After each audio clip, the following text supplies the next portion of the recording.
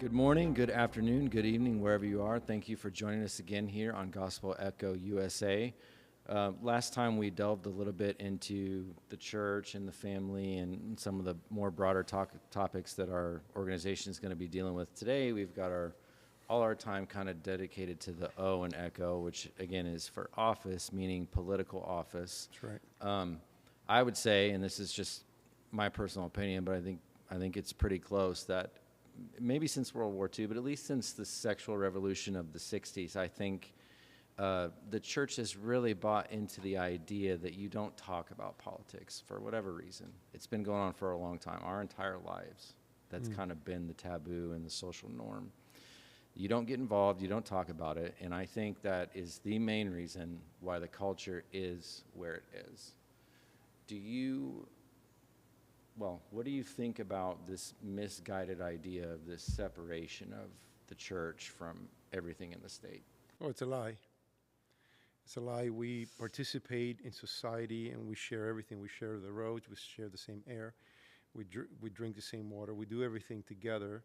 And then suddenly there's some things that are taboo, that cannot be discussed, or they become so private and so. And yet, things that should be private become, public displays and all those things. It's just a manifestation of the wrong people are in charge. Yeah. And I don't mean necessarily a specific person. I mean, God's idea for government, for governance, is that there should be an entity that is supposed to protect the good and punish the bad, period. Romans 13. Right. And create rules that allow us to coexist of fairness and basic things. When we don't want God, someone has to fill that up. And so any person in power is ready to take that spot and fill that void. And so that's what's happened in our nation, that government has separated itself from God, even though we swear things upon the Bible that we don't read or respect or adhere to, and we kind of go on our own. Our personal greed, for money and power, is what's governing, not the service of humanity. The government is an act of service. It's composed of average people like you and I. And there was a time in our nation where there were more Christians that had stronger convictions in power, that dealt with, corruption was less. Yeah. There's always corruption. There's corruption. Sure. There's corruption in the church, corruption in the family. But it's controlled because there's sin in the world. Right now, we've turned our backs on God, and government has legislated, all sorts of things that doesn't belong to it. Yeah, and I'm glad you used the phrase, we've turned our backs on God. I would be remiss if I didn't mention that. I mean, everyone's heard the phrase separation of church and state, and we do believe in it, just not in the way that people misuse it. Christians came up with that. But the idea is that the state, like you were saying, Romans 13, they have a certain realm that they function in, and they're to protect the righteous and to punish the wicked. That's their role in the civic magistrate realm. Right. The church's realm is worship and evangelism and discipleship, Right. and they both exist. So the idea is that pastors shouldn't, in their function as pastors, shouldn't be going and making laws with the Congress, and people that are in the Congress shouldn't be coming here and preaching to us on Sundays. Right. But God's law and God's word is still supposed to be a vital part of both realms. But when people say, oh, separation of church and state, usually people from a certain background that have a certain agenda, what they're trying to say is, well, anything that God says or anything the Bible says, that's not part of politics or the law or courts or how police officers conduct themselves. That's what they're saying. They're saying, God, stay out of our area. And that's not what it means. Correct. And I think that the appeal here is to make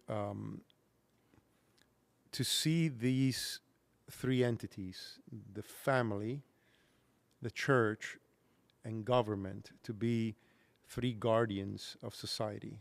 Those three things guarantee that children can go to school and learn They're the verifiable science and literature that is good and productive, not experimental theories on stuff that no one has ever tried and weird agendas over things. Now, when we talk about political things, I think it's important to understand.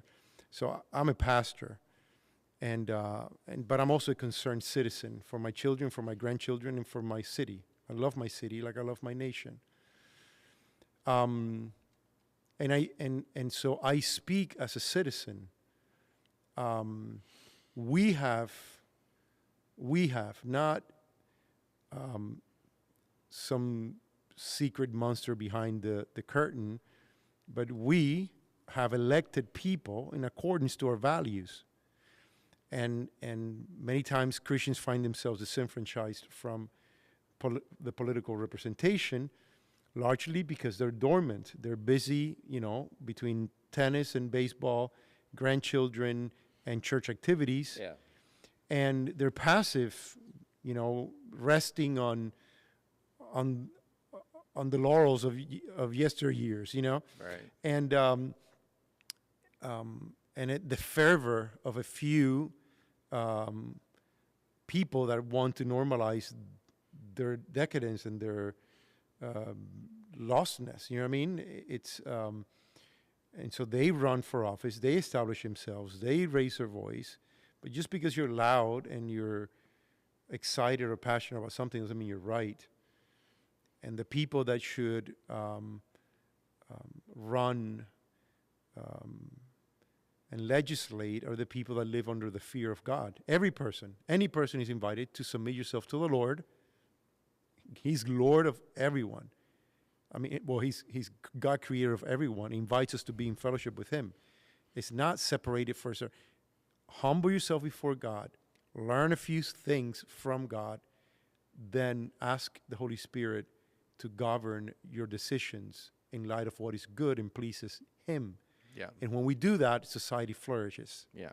When we say, no, what do I have to do to please my constituents so I can keep my job, so I can have my agenda and my desires pass, you exalt yourself at the expense of everyone else. Right. Because your priorities are never existentially true.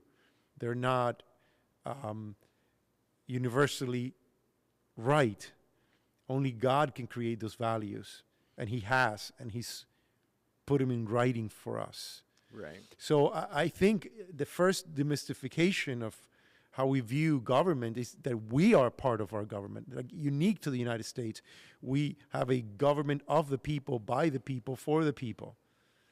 It exists through us, for us. And we've given that up to a few people that really want power, that do not fear the Lord. And so they establish things according to their wisdom. And anything outside of God ends up in destruction. And so I just invite everyone listening, like, break this idea that the church is the priest and government is the president and family is this little 1950s or Norman painting of the family. You are all of those three things. You're a person of faith, right? You believe. Is your faith true? And your faith is the only thing, not your nature, not your heart, not your personal opinion. Your faith is the only thing that could dictate, because it's common. It's not personal. I cannot make rules for everyone. I can say, let's look at a common book together and say, that's the truth.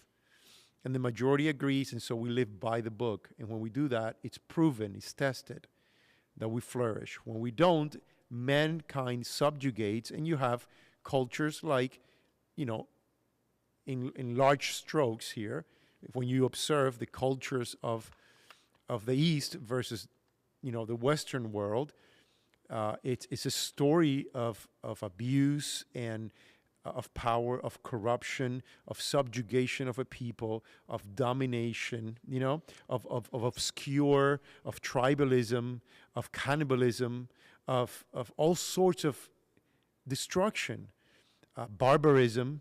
Only Christ abolishes cannibalism and barbarism and all of those things that we are outside of the light of the truth.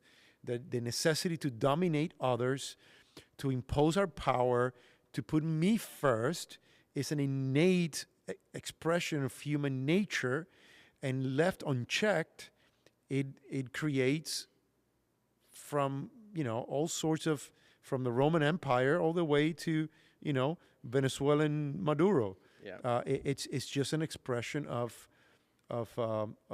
humanity, of us being in charge. Yeah, and I'm glad you're making a distinction there between a society, like especially like the United States used to be, that was a God-fearing society, and one that's not, and how people within that society are always going to be completely oppressed because the people in power are going to do what they want.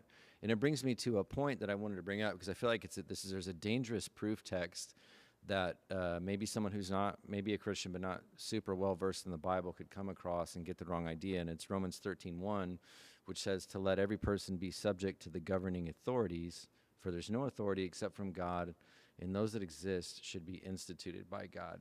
Now, does that mean that whoever's in authority in the government, that Christians should blindly follow and obey them, or is there more to that? There's more to it. So if we're talking now to the church instructs us to live peaceably. And so far as it depends on us. As far as it depends on us, and to pray for the people in government, and to bless and not curse, right? That's assuming that those authorities are not forcing us to disobey the law of God. Right. They don't have to be Christians for us to pray for them. Right. But God's law is the standard. But they cannot force us to disobey God. Right. God's law is the standard for punishing the wicked and rewarding the righteous. We cannot. God has not given authority to the church to go and protest in front of the White House and condemn them of things and overtake them. Right. The same way that God has not given authority to the government to legislate what a woman is, what a man is, what gender is. That's not the role. But this one, God has not given authority to a head of a household to kill their neighbor because they stole their goat. The power of the sword is only reserved for government. The church does not get to legislate rules for society. Right. And the government does not get to legislate morality or tell a father or mother how they should raise their children. So if these things are understood, then things will take place. Things will take their place. You know what I mean? But an example when it comes to disobedience, in chapter 4 of the book of Acts, you see Peter and John, they're brought before the council, before the political religious establishment, and they witness to them, and they tell them of Jesus, and by what authority do you do this? And they tell them by what authority they perform miracles, and they're proclaiming all these things. And at that moment they say, well, stop saying the name. We don't want you to say that name anymore. Like, you're okay to believe whatever it is, but that carpenter that hung on a cross is not a representative. He's not one of us, the Jewish establishment. He's not an authority here. Right. And so right there they say, well, you guys decide who's right and what you're going to do with our statement. But we cannot help but say what we have seen and heard. Right. And so if you're born again Christian, or if you profess to be a believer, if you believe that Jesus Christ is the Son of God, that Christianity is not just another religion of 10 other options, but Christianity is indeed the manifestation of the new covenant that God established for the salvation of humanity, whether you're from Africa or Asia or Latin America or wherever you're from. It's not a white man's religion. It's a Middle Eastern religion, if you want to look at it that way. If you believe that Jesus Christ is indeed the Son of God, whether you go to church every Sunday or not,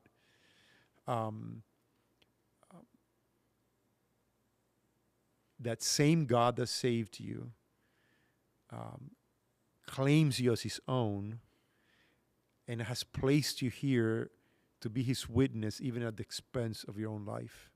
Yeah, and I would just want to point out the passage you were talking about from Acts, like they said that, and then they got the mess beat out of them. Yeah. And the same guy, Paul, that wrote Romans 13 about obeying the civil authorities, was beheaded by the civil authorities for not obeying the civil authorities. So Exactly. obviously there's some more to it. It's not just a sweeping blanket statement of all authorities. Yeah, it's just like we're touching on marriage and on a different time. And we don't believe in divorce. The Bible teaches against divorce, but there's a limit, right? When there is abuse or abandonment or adultery, abandonment, exactly. So the law of God allows for exception where the foundations of anything that he wants, when the foundations are broken, the Proverbs says, if the foundations be broken, what can the righteous do? We're supposed to be a light. As long as we can only be a light as long as there is oil and there is wick. The flame can live on. If we're drained out of oil and our wick is cut, we cease to play our function. And it's better that we are killed than that we give up our placement in our culture, in our society. Could you, when the analogy of the oil and the wick there, could you flesh that out for me? If that's not, I mean, I get it. Obviously, you need those things to have a light. But what is that? Well, what's that a metaphor for? That there's a purpose to why we're here. Because we have houses and we have cars and we go on vacations like everyone else, and we suffer the loss of people, and we do of that doesn't reduce or doesn't erase the fact that we have been saved by grace to play a spiritual role in society. And so if we can't play that role, it's better that we don't even exist. Right. And that means have whatever you want, but we're not going to stop saying Jesus. And the sad thing is that the church that attends on Sunday mornings, the flame has been... They're a little anemic. They're a little... It's very little. Yeah. And that's why we are the way we are. And so when I'm saying this is to say, as a Christian, but, we have stories of heroes that didn't do it for Christ. William Wallace, the great Braveheart movie. Yeah. He believed in the freedom of his people. Yeah. How many men and women have died? Like we for our freedom. The blood of sons and daughters of this land was shed so you and I can have freedom to say what we want. How can we not give it for the one who gave his life for us? Right. And who promises eternal life. So this idea of believing something to any degree, to any extent, is nothing new. It just seems that we've believed this Christianity of comfort, that we have made our church and our home our temporal heaven, and we just want to keep that comfort. And honestly, the pastors and the leaders of the church, honestly, are largely at fault for that. I would agree 100%. And just as long as we're talking about what's going on with the church and their lack of involvement in the government, I mean, the natural, what you're going to deduce from knowing that God's design for government is for it to be based on God's law and God's word is that we should have Christians in the government, right? If the laws of our country are supposed to be some type of reflection of God's law and God's values, and people in the Congress make the laws, and some of the people in the Congress should be Christians. Yeah. We have almost no representation. Evangelicalism has almost no representation in much of government. Well, nominally still does in the, the Congress. The Republicans, yeah, okay. Right. They would say, but the behavior I'm is thinking different. a little more radical Christianity, right. I guess. Well, here's going to be my question. How high a priority should individual churches make it to actively raise up candidates from within congregations? Not necessarily for senators. It should be a natural expression, the same way that someone decides, a Christian decides to be a surgeon and you decide to be a mechanic. That's what I think. You should decide to play a role in politics. Right. we have to do away with this mentality. The government exists over there, and the church exists over there, and I'm over here. We are it. We are it. You just described what most people think when they think separation of church and state, and they think that's what it means. Yeah, and So well, church you're has trying to become split uninvolved. me, because I am the church, and I'm also the state, Yeah, and that's incorrect. right. There is a hierarchy of authority, and it begins with God. God created all things. In the beginning, God created the heavens and the earth. He has the authority, and then and then you have the authority within your household. And then together, if we listen to God and we practice first the law of God at home, lest we be hypocrites, then we should take the implementation of those values all the way to the White House. Right. Exactly. But it's us. It's not this foreign entity out there. That's a lie of the enemy. The church is not the priest. The church is us, me, you. We constitute the church. Those public servants of the church are just servants. They're just one number. You know, those people in government, they're just representatives of us. They're one head, one mouthpiece on behalf of millions of people. It's us, and we must live our lives with that charge of responsibility if we want to keep this great nation of ours. Right. That we must live it in accordance to God, in reverence and respect to His law, and that we must implement those values at home first. The first expression of the gospel is in the home. And then we should carry that out into society, treating our neighbors correctly, dealing in business fairly, and taking that way when we reach the White House, we're not corrupt. But I would say even before we get to the White House, if the church at large, if they don't do anything to put Christians in local offices, then the secularists are obviously going to take those over. What do you think are some of the more important local offices? Like, I mean, before we even get to the White House and the federal Congress and the House of Representatives and the Senate and all that, what are, for the pastor out there listening who's thinking, what am I going to tell my congregation to run for? I mean, do you have any ideas? Council of your local town. City council. City council, School mayor. board. School board is an essential part because County the indoctrination, there is a rebellion. Let's not kid ourselves. We live in a world that is under the spell of Satan, who wants to destroy and kill. Right. But we have been placed here to fight that war. But I think in fighting the war of ideas, we don't need to antagonize people. We need to understand how these things happen so that we fight the right thing. Because you do nothing with eliminating one person to be replaced by 10 that think the same.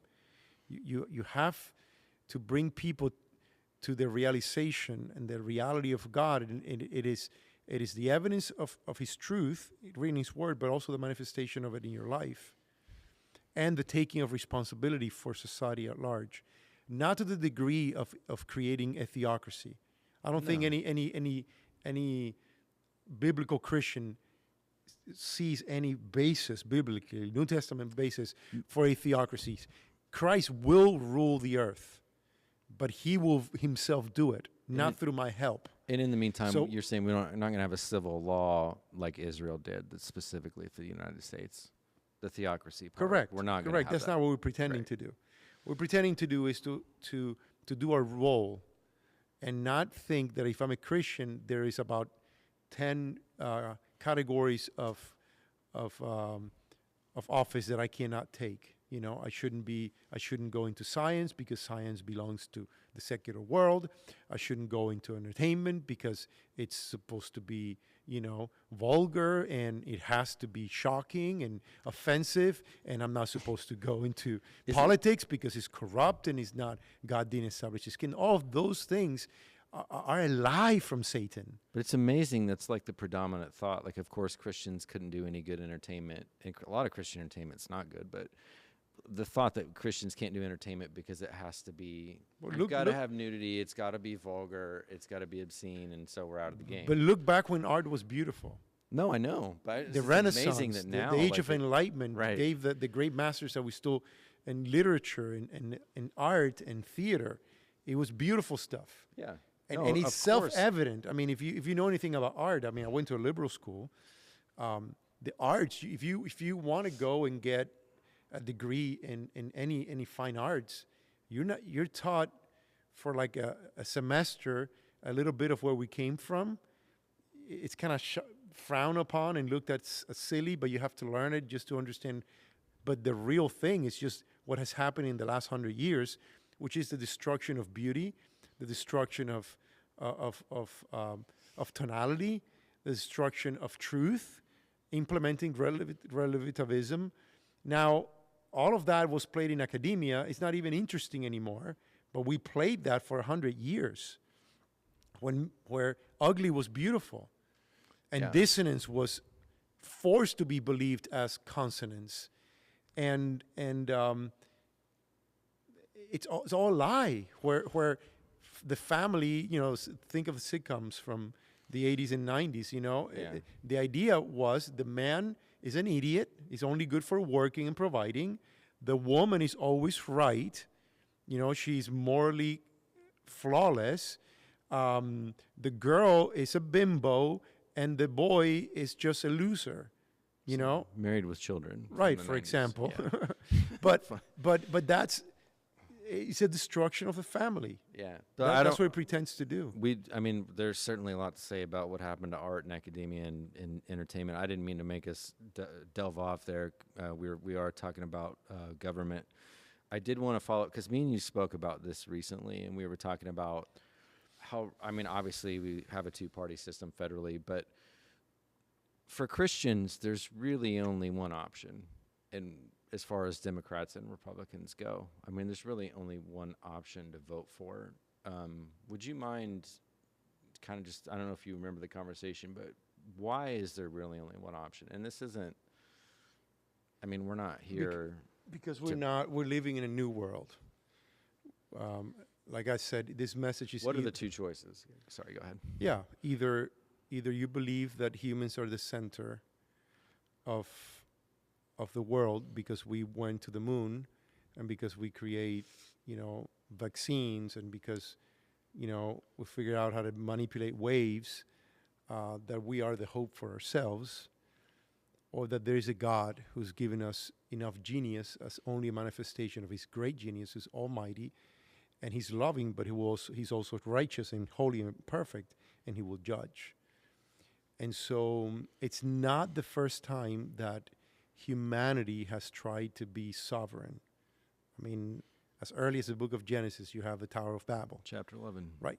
So it's the same thing. It's just we fool ourselves again and again. It's not the first time that humanity has dealt with sexual deviancy. Sodom and Gomorrah. Yeah, it's almost as old as... It's old at the very sin. beginning of the book. It's like as old as murder.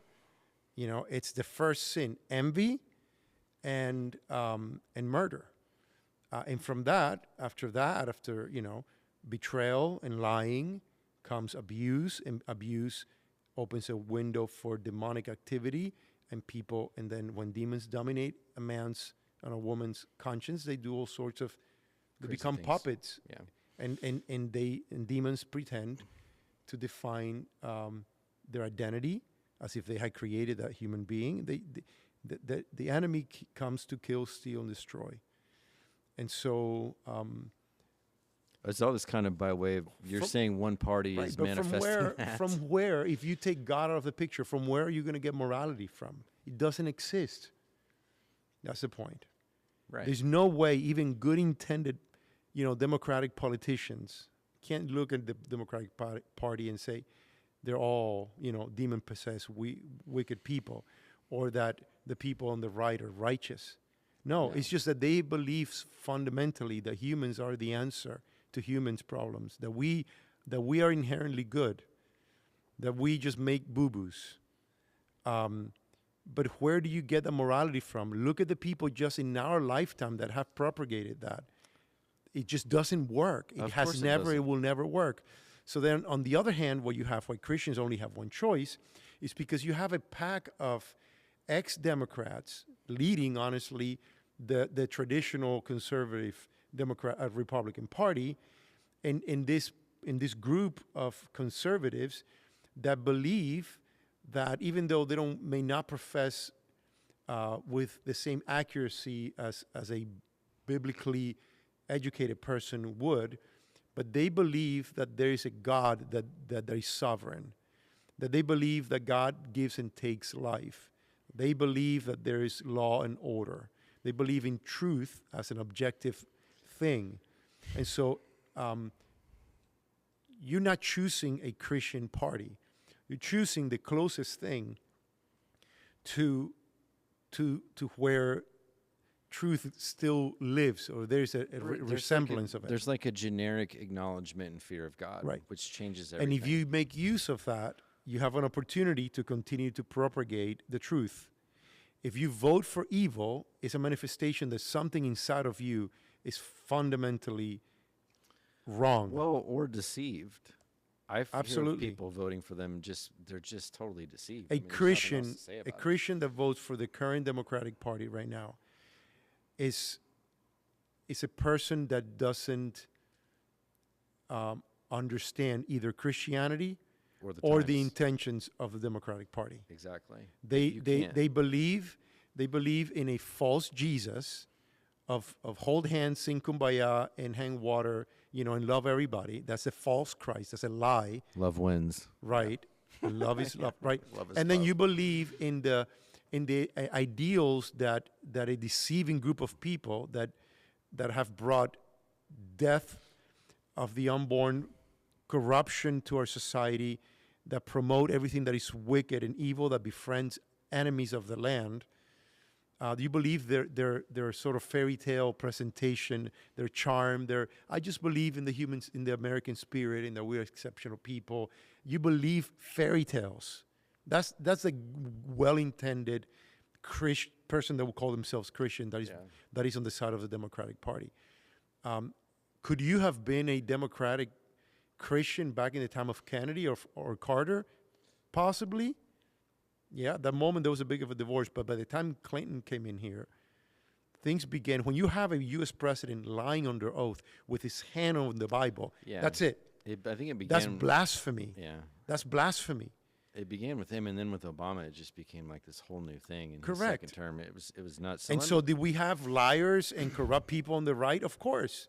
But they were all brought down. Funny enough that they look at Dick Cheney as a good guy. Are you kidding me? Dick Cheney is the reason why the Bush were exposed in the mass of weapons of mass destruction, the war in Iraq was a shame and dismantled and all of that. He was the lowest of the Republican Party, and now they hail him as a winning token. Well, because he endorsed her, and they're But it's absurd. It's a party that defends Muslims and says that he's on the side of homosexuals. Yeah. What? Muslims will kill a homosexual. Yeah. You cannot live. Not even that you're allowed to. Christians allow people. Have you seen the people wearing like Queers for Palestine shirts? It's absurd. Yeah. It's incredible. It's a meat eating vegan. It's absurd. Chickens for KFC. Let me ask Yeah. you to see it, because it kind of, so that's the federal part, but so we can all agree the Republican Party is not a hardcore Christian party or anything, but going downstream, like all the way to local offices, this rejection of the Democrats, do you think that goes downstream all the way to all your local elections, wherever you may be? In other words, are you voting Republican across the board or not voting at all if you're a Christian? For sheriff, for school board, for not voting at all is an option. I don't think it's a good option either. I know some people, especially on the kind of the abolitionist abortion people, are not going to vote for Trump. They're just not going to vote. They're going to go and vote all the other offices. I'm not going to do that. I don't think it's a good idea. I'm just saying some people are in that camp. When the human soul encounters the reality and the devastation of that sin and evil has on life, you automatically become a concerned person, a concerned citizen. To be a Christian means to live your life enduring the sufferings of Christ because you believe that you will enjoy his glory. To be a parent, like a married couple with no children, is a pretty happy citizen. The minute you become a parent, you become a concerned parent. There's such a thing as an unconcerned parent. The moment a baby comes into your family, you don't live in fear, but you're concerned, right? So let's say a man or woman who's a parent, you are a concerned parent. That concern should lead you to ask yourselves, how am I leading this life and what is going to be for them in the future? As a concerned Christian, you should be thinking, how can I tell someone about this hope of salvation in Christ? That's your duty. And as a citizen, you should be concerned, and that should lead you to occupy a seat in some sort of civic office where you can exercise your concerns to prevent evil from taking over. That's the role of any conscientious human being in America and anywhere in the world. America, we still have, we think, the opportunity and the freedom to do that. But we could lose it. I think Americans are asleep because many of them have woken up, but many don't think that it's that bad because it doesn't affect them personally. Yeah, because they have enough comfort and money. right. Because they go to vacations and they think that they could always go and live somewhere else. That things are vacation-like in that other place where they went to. They have money, or they live in the Midwest, or they live in some red area, and it's nice there. Yeah. Yeah, and that's not the reality. And the Yeah. thing is, I come from a communist country. I travel the world where there is quasi-communist, socialist, soft socialist, all shades of the same thing. It's sad. It's bad. It's terrible. It's not. It's not where we want to go. It's the philosophy that's responsible for at least 100 million deaths in the 20th century. So Alone. I think Exactly. obvious that we don't want to go there. So I guess I would conclude with this then.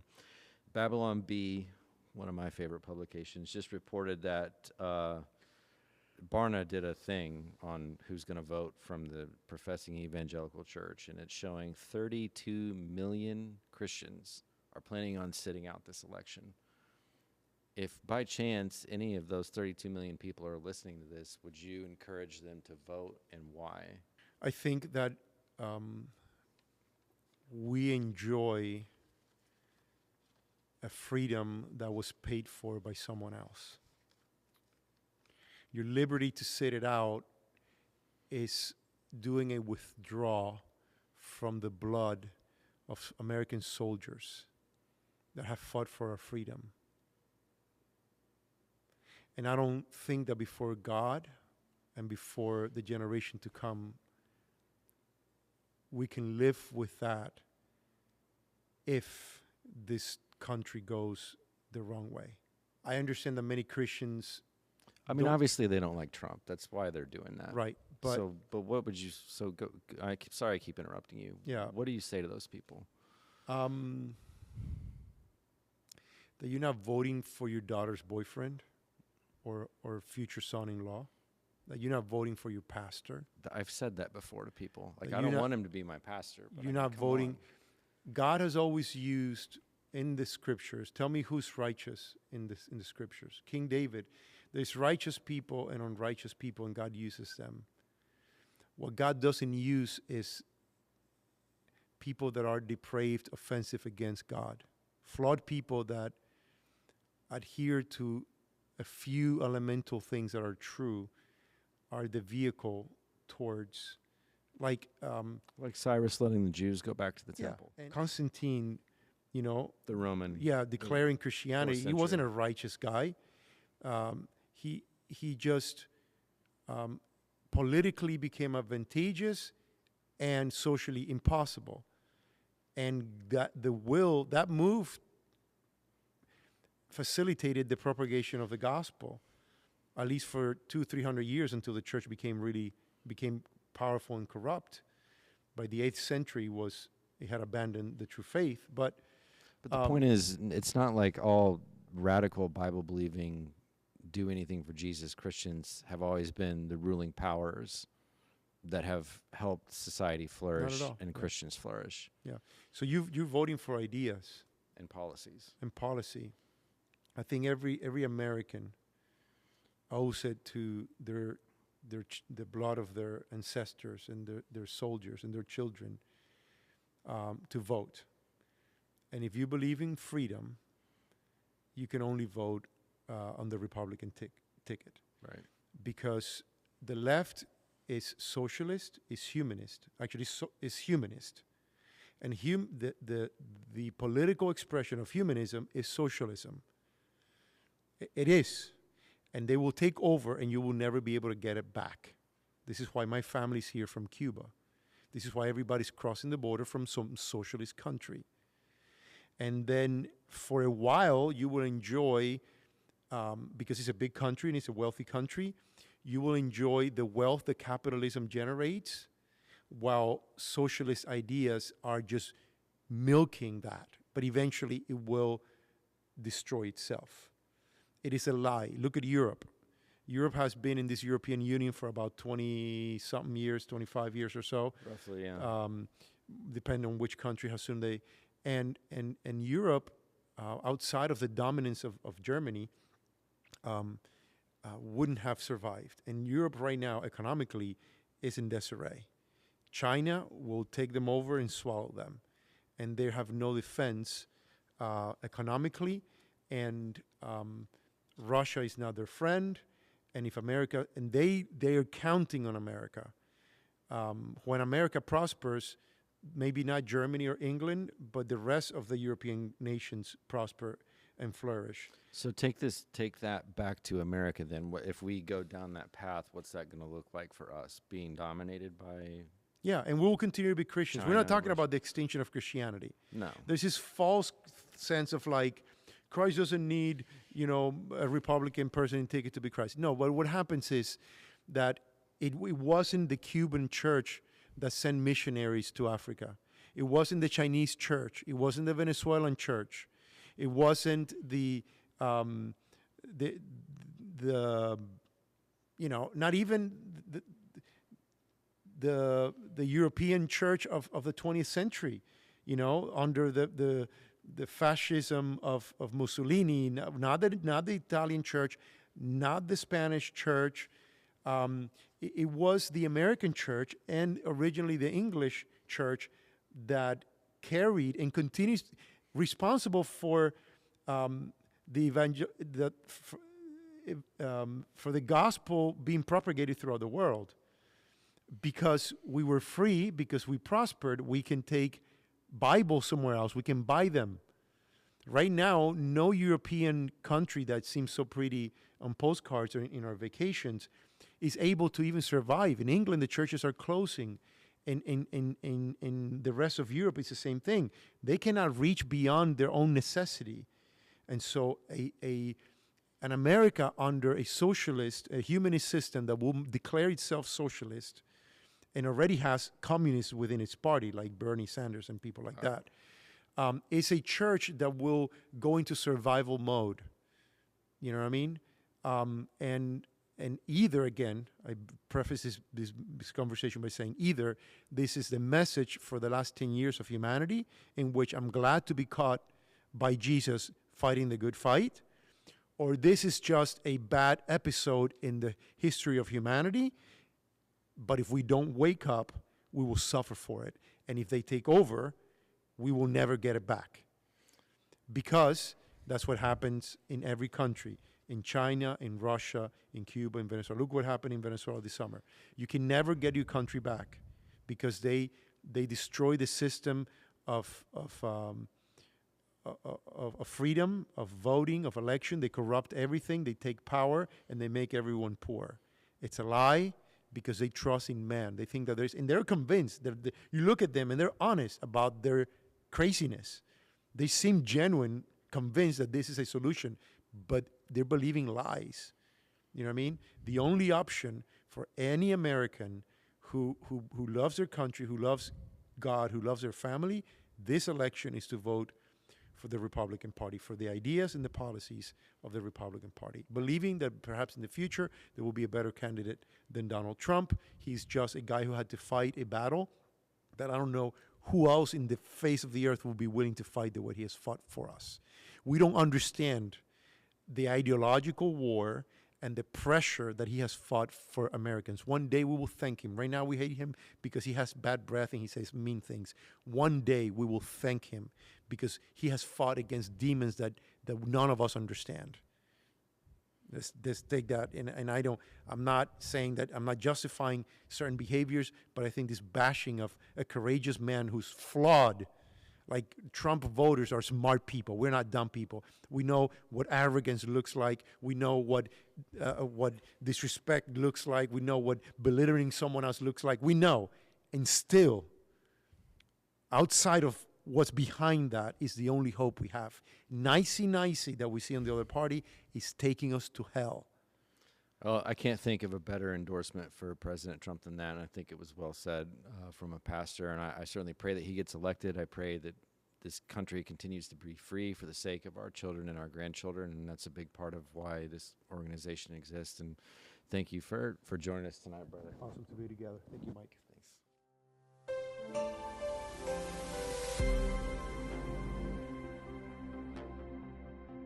Thank you so much for listening to Gospel Echo USA.